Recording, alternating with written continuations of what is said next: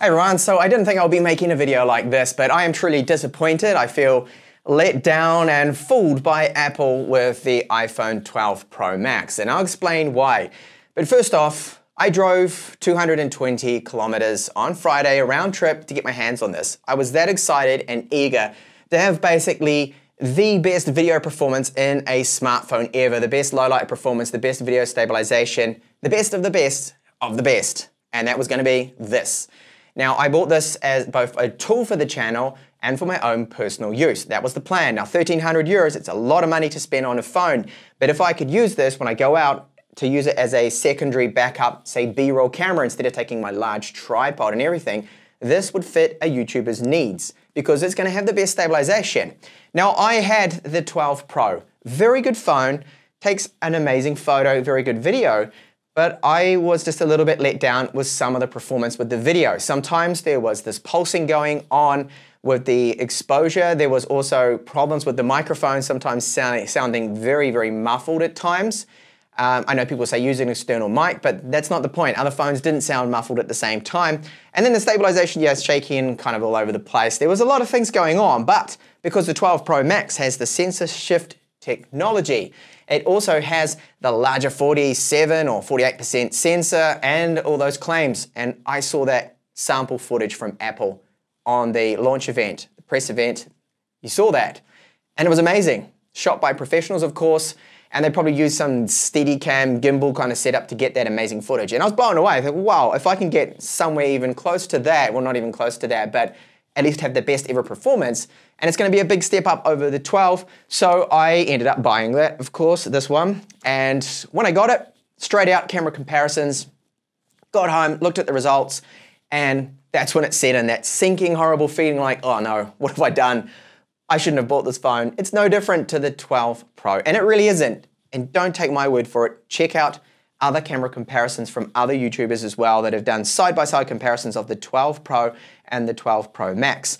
And from my experience on using both of them, I can see basically no real visible difference. Maybe a little bit more in highlights in terms of some of the photography, but the sensor shift technology doesn't seem to be doing anything at all. And I thought it might help with the video quality, or at least with the low light stills, allow a longer shutter, more light to come in that time, and just take a much better image. But sadly, it's very disappointing there in that regard. And that's why the buyer's remorse has set in a little bit. Now, I know a lot of people are going to say, hang on, but your needs are so much different than others.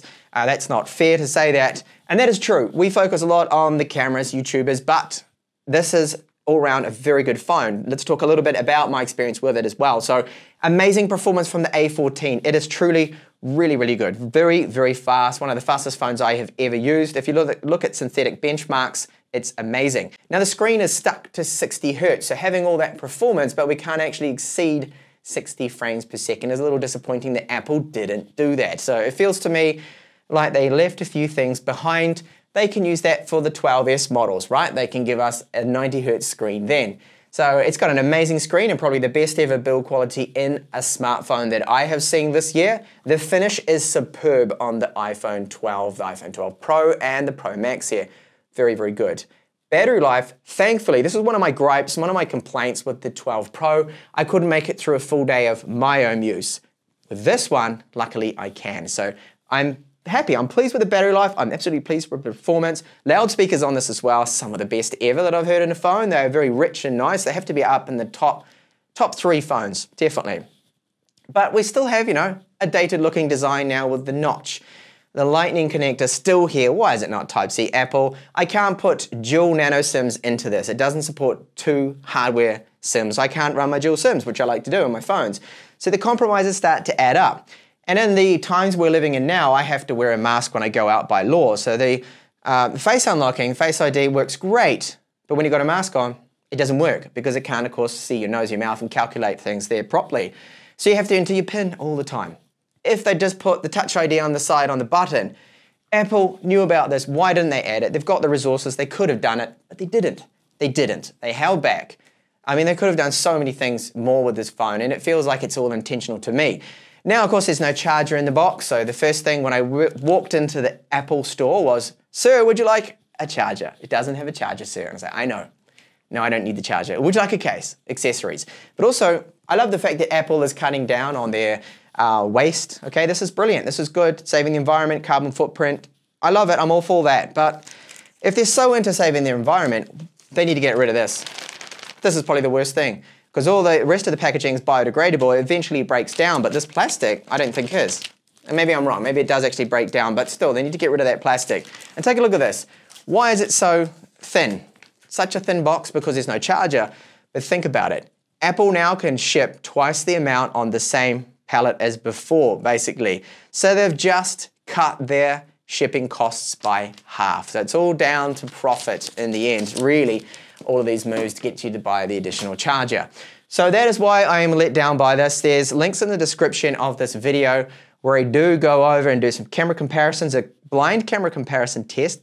Do check it out because it will really fool a lot of people. It's not intentional to fool you, but we all have a tiny bit of brand bias, I think. Okay, so you go into that, you think, okay, it's the iPhone 12 Pro Max, it's gonna be the best phone, especially because I put it up against cheaper phones, but that is where it starts to, for me, fall down, disappoint. And that Apple marketing, you gotta admit, it is brilliant, it fooled me. I thought I was gonna get the best ever video performance in a smartphone, the best ever low light photography, and sadly, I'm not, but who knows, maybe future updates, they're gonna come through and it's gonna improve it. I highly doubt it. I really do. Another thing to point out, thermal throttling on the 12 Pro was a bit of an issue that I saw. It was getting very hot. Thankfully, the larger phone dissipates more heat, of course, and it only throttles down 9% so far in my testing versus about 24% performance loss on the 12 Pro. So this is the model to get.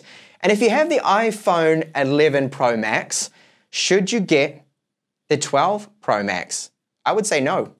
I think you're gonna get buyer's remorse. You're gonna get it, you're gonna go, wow, I like the squared edges, it's such a nice phone, but when you start to use it, it's exactly the same. When you see the video performance, the photo performance, the low light performance, pretty much the same. It's not a huge step up, it's a teeny weeny one, and that's when you go, I just spent a huge amount of money for basically exactly the same. Yep, you got it. So it's same for the 12 and same for the 12 Pro. If you've got the 11 Pro, I'd say keep it, don't upgrade, save your money. And so sadly, I really wanted to love this phone. I really did. I love my iPad Pros. I'm actually a bit of an Apple fan, but this phone definitely doesn't do it for me, sadly, so it's going to be going back